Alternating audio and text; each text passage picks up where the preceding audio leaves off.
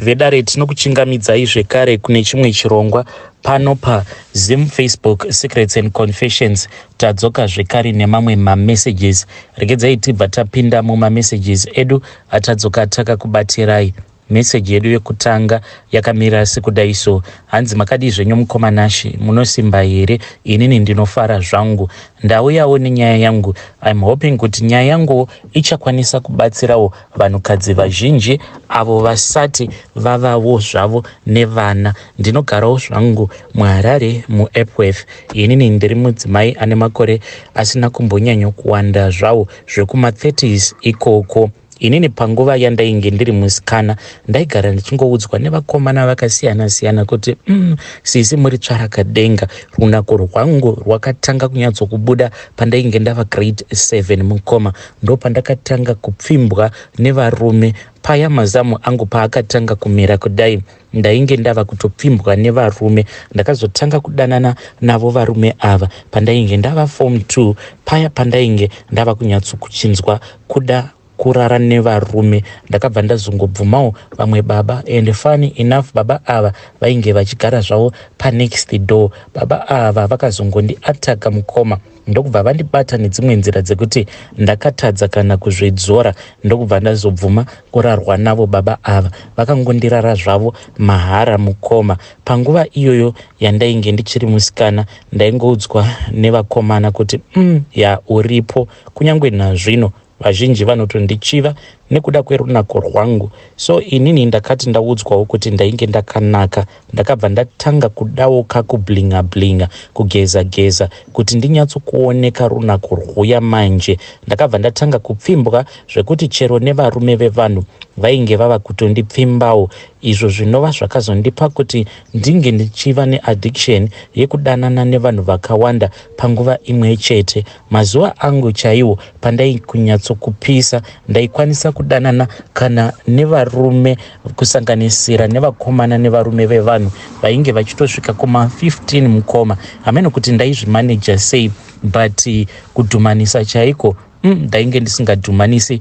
zvekumhanya. Ndaitova netimetable yangu kuti nenguva dzakati ndichienda kunoona nhingi ndotoseta an extra time yekuti kana akazoda kundimanikidza bonde ndisina kutarisira, at least ndinokwanisa kusiya ndamupawo 1 round. Ende mukoma ndaitoona kutoti timetable yangu yainge ichindishandira. Mukoma panguva yacho ndaiona kunge ndikarara nemunhu kuchengetedza rudo, nekuti ndaingoti wese wandadanana naye ndaitorara naye chete. So ndakazoita dambudziko rekuti ndakabva ndazobatira pamuviri apo panova pakandinetsa kuti ndinge ndichiziva kuti painge pari paani. Ndakabva ndafunga zano rangu rekuti ndaitoziva kuti vabereki vakazvibata chete hakuna chimwe chinenge chakanakira chimwe. Ndakabva ndaenda zvangu kune vamwe gogo avo vataingonzwa nemukurumbira kuti havana zvavo mushonga wavasingazivi. Ndakabva ndaba mari yaamai iyo yandaida kuzopa gogo ava kana vachinge vandibatsira. Sezvisineiwo ndakabva ndaenda ndokubatsira zvangu, ndokubva ndabatsirwa zvangu. Vakabva vatonditi ndinoda kukuitira nekuti ukazokanganisa kuushandisa unokwanisa kuzokuvara chibereko chako. Pavakanditi mushonga uyu wainge uine potential yekuzondikuvadza chibereko changu, patori nerimwe voice rakatotaura neni rikanditi wazvinzwa here, dai wasiyana nazvo. But mukoma ndakabva ndadzungudza musoro wangu. Gogo vaya vakatondibvunza kuti kwakanaka here nhai chizukuru kuzongodzungudza musoro wako, kasi wava kuda kusvikirwa here? Ndikabva ndati kwete gogo, pane izwi riri kutaura neni, but izwi iri riri kunditi ndisiyane neizvi zvandiri kuda kuita. Gogo vaya vakabva vandipa kamwe kabhodhoro kainge kakazara neumwe mushonga. Vakabva vanditi mushonga iwoyo once ndaunwa ndinenge ndava kudzikamiswa hana yangu. Ndakabva ndatora kabhodhoro kaya, ende kabhodhoro aka mukoma kaiva neumwe mushonga wainge uchivava sei. Ndakazosara kubva kwagogo vaya mushonga uya wainge wava kutoshanda. Ndainge ndava kutotanga kutorwadziwa. Ndakabva ndasvika nekungopinda murumu mangu ndokubva ndatorara paya. Ndakazongoona ndava kuyeredza ropa ndikaziva kuti zvainge zvaita. I was in pain, but at the same time ndaitofara kutoti kanhumbu aka kainge kachazondikanganisira kumberi uku kainge kabva. Pakabva nhumbu iyi ndakambopedza mazuva ndisiri kumboda kana kubuda pamba, ndichingoti ndinongonzwa mudumbu. Sezvisineiwo ndakabva ndapora. Izvi zvekuti ndainge ndakambobatira pamuviri zvainge zvatobuda mupfungwa dzangu, nekuti ndaitoona kuti ndikaramba ndichizvifunga zvaizonditadzisa mamissions angu, because mukoma ndaiva speed ende amenowo kuti Mwari vakandisika sei. Varume mukoma vaingogara vakaita kuti sona neni mukoma ndakabva ndatanga kuita semazuva ose ndichipinda muzveraundi panova pandakazosangana nemumwe murume uyo ainge achitodhiraivha zvake D4D yake. Akabva andikumbira nhamba ndokubva ndamupa. Ndakazoti ndasvika kumba ndokutanga kutaura naye paya. Takati tataurirana ndokubva tazowirirana. Iye haana kundivanzira hake kuti ane mukadzi, asi ndakangomuudza zvakadaro nekuti ndainge ndazvijaira zvangu. Inini ndakatongovada baba ava because I didn't care at all kuti munhu akaroora here, as long as munhu iyeye was willing kuti ange achindipa rudo rwake rwose. Inini I was willing kuti ndinge ndichimupawo izvo zvaainge achida. Apa mukoma kunyangwe zvangu kwese uku kwainge kuchikura like kumahips nekumbekina uku, but ndaingoramba ndichingobuildika. Apa varume vazhinji vaingondida vachiti, iwewe chandinokudira ndechekuti zamu rako rinongogara rakati twii, rainge risingarari. Nanhasi uno mukoma ndo masikirwo acho andakaitwa iwawo. Kunyangwe ipapo pandakatombobatira pamuviri I expected kuti richatorara, but harina mukoma, rinongoramba rakati twii sekunge ndichiri musikana. Saka ndo advantage yandaingoshandisa iyoyo. Taizoti paya kana tarara munhu ozotondibvunza kuti ndanga ndichitotarisira kuti hauna kana kumbovhurwawo. Ininiwo mukoma muchinda uya weD4D yake pandakatanga kudanana naye ndainge ndichingotozviudza kuti this guy at least dai ndikamuitirawo nhumbu, but handina kumuudza nezvenhumbu iyo yandainge ndakambobvisa before. Ndakazoita nhumbu manje. Ndakati ndaita nhumbu, but I was confused because this guy pane paakamboenda kubots. Saka paakazodzoka manje ndainge ndiri pakati pekuzvibvunza nekucalculata madates. Apa amai vangu kucalculata madates ndainge ndisati ndava kunyatsokugona kucalculata madates kuti anocalculatewa sei. Saka muchinda uyu handina kuzomuudza nezvenhumbu kuti panapa zvaunoona dhiya ndatova nepamuviri. Mukoma ndakangoramba zvangu ndakanyarara ndikati ndoita sei. Apa muchinda uyu ndakabva ndaona kuti kana ndikamuudza kuti ndava nepamuviri anokwanisa kuzondibata coward, because iye ainge akangonditi I hope kuti izvi zvatava kuita izvi zvekurara tose pasina protection, you are not going to fall pregnant. Ende muone zvenyu ndini ndainge ndakatoribvisa protector umwe usiku pandainge ndava kunzwa kuti ndainge ndava kuita kakurwadziwa kuchibereko changu uku mushure mekunge tashandisa protector. Ndikati chimboribvisa dhiya, but akambodhauta akati sure, ndokubva azoribvisa zvake, but aingochema achiti I hope kuti hausi kuzobatira pamuviri. Saka muchinda uyu iye paakangondiratidza kuti kundida aindida, but zvekuita mwana neni ainge asingadi. Apa ndiine nhumbu mukoma ndakabva ndatongoona kuti saka varume as long as ukamuzvarira munhu haazotomborambi achikuda semadiro aanenge achikuita. Ndakabva ndazviudza kuti nhumbu iyi ndinofanira kuti ndinge ndichiibvisa. Mukoma ndakati ndichidanana naye ndokubva ndazodzokera kuna gogo vaya. Saka gogo ava pandakazodzokerako kumba kwavo nhumbu iyi yainge yati kurei. Saka ndakabva ndanovarondedzera nyaya yangu, vakabva vaita midzi yavo ndokubva vandipa. Apa ndainge ndava kuziva kakushandisa mishonga yagogo vaya. Ndakabva ndasvika ndikabva ndazviitira ndega ndokubva ndazosvotora nhumbu iyoyo, but nhumbu iyi pandakazoisvotora mukoma yainge yakura. Ndakabva ndaramba ndichidanana naye murume uyu because pamari aiwa bhegi ainge ainaro zvekuti akasvika pakunditi ndava kuda mwana manje. Asi inini ndainge ndatoona kutoti paya paakambonditi ainge asingade kuti ndinge ndichiita nhumbu, ndikatoona kutoti ndo chainge chiri chokwadi chake. Saka apa munhu ainge ava kuda kundirobha. Ndakabva ndangozviudza kuti kana ukangoona munhu ava kokuti ndinoda mwana anenge ava kuda kukuitisa, ndikaona kuti kana ndikangoita mwana chete zvinoreva kuti hakuna achandida.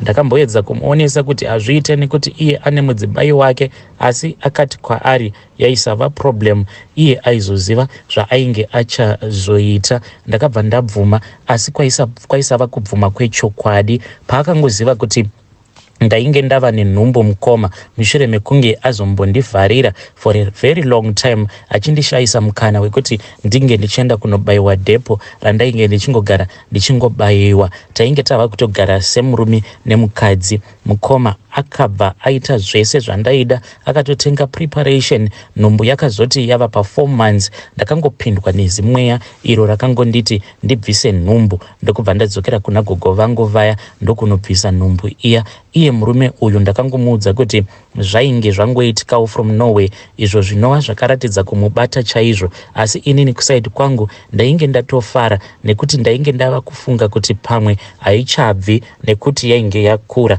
Izvo zvekubatikana kwemurume uyu hazvina kunditadzisa mamissions angu, since ainge ava kundirojera somewhere else ende ainge ava kusabatika.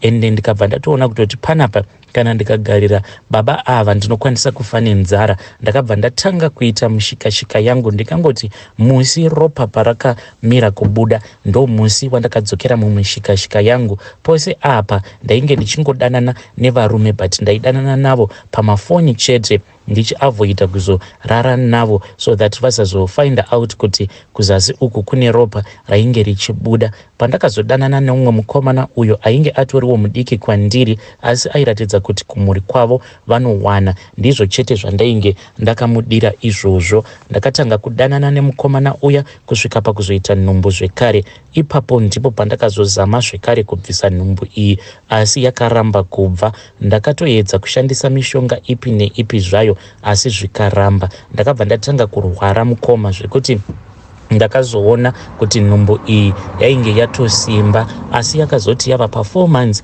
Nhumbu iyi chakandinetsa ndechekuti pandainge ndava kuchimuda mwana uyu yakabva yazongobva yega. Izvo zvakava zvakaita kuti ndinge ndichiziva kuti from now on I think kuti ndicharamba ndichingosangana nedambudziko iroro rekuti pandinongobata nhumbu kana nhumbu ikangoti kurei inobva yabva, because ndakabva ndazobatira zvikari pamuviri pake mukomana uyu. But ndakati ndava somewhere around 4 months, then ndikabva ndazobatira zvikare.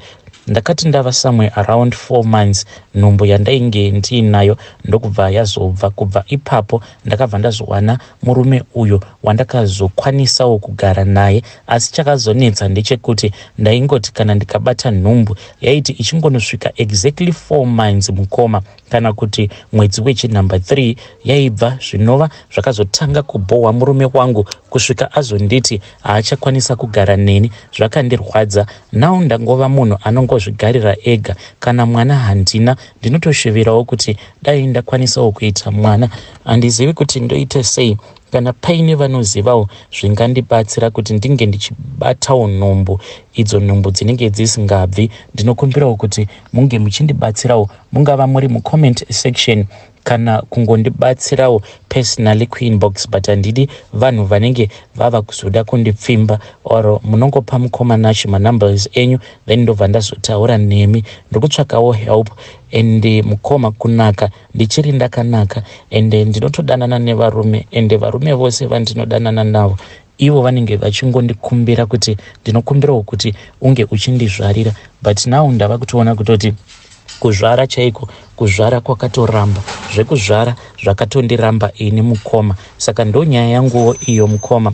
I am hoping kuti at least vanhu vachanzwawo nyaya yangu vachakwanisawo kuzondibatsira mucomment section. Idzi nyaya dzekubvisa nhumbu idzi dziri very tricky. I don't think kuti it is a good thing to do kuti unge uchibvisa nhumbu. Inini ndakadzisvotora mukoma kusvika ndava very used to the pain iyayo yaunonzwa mumwoyo mako kana waita miscarriage. Ndainge ndatojairira. Hei vedare zvakangoma hazvo veduwe, asi ndo message iyo yandakatumidzirwa ichibva kune mwanasikana uyo. Zvakangoma hazvo veduwe. Hanzi problem yakaitika ndeyekuti vanhurume vakangonditangirira kubva ndichiri negrade 7. Naimi chii chinoita kuti munhurume ange achichiva mwana ane grade 7, mwana ari grade 7? Chii chinenge chichiitika pamunhurume kuchiva mwana ari grade 7? Hanzi ndo pandakatotanga kuchiviwa nevarume.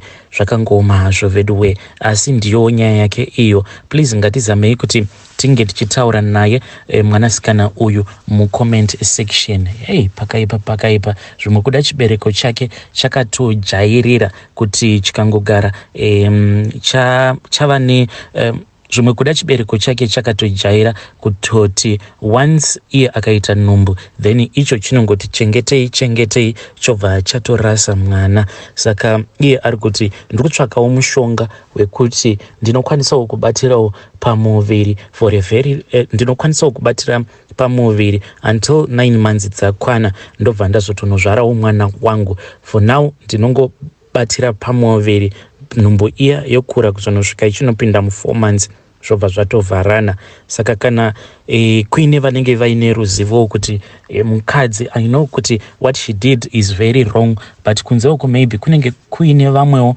vane masecrets avo vanenge vachidawo a solution. Munhu anenge achitoziva kutoti ndakatadza, but kana muchizivawo kuti in this situation yekuti munhu wakabvisa nhumbu dzisingaperi, ungazoitawo sei kuti uzoitawo pamuviri pekuti at least unokwanisawo kuchengetedza pamuviri ipapo kuzonosvika uchizonozvara. So please let us talk about that issue in the comment section. Is it kana ukaramba wongobvisa nhumbu, is it like a case whereby unobva watopiwa chituko naMwari zvekuti hauchatokwanise kuzotozvara zvamuchose? Hey, a very sad story. Vamwe kunzoku vari kutsvakawo vana, vamwe ndo vanenge vachiti vakabatirawo pamuviri vanobva vasvotora.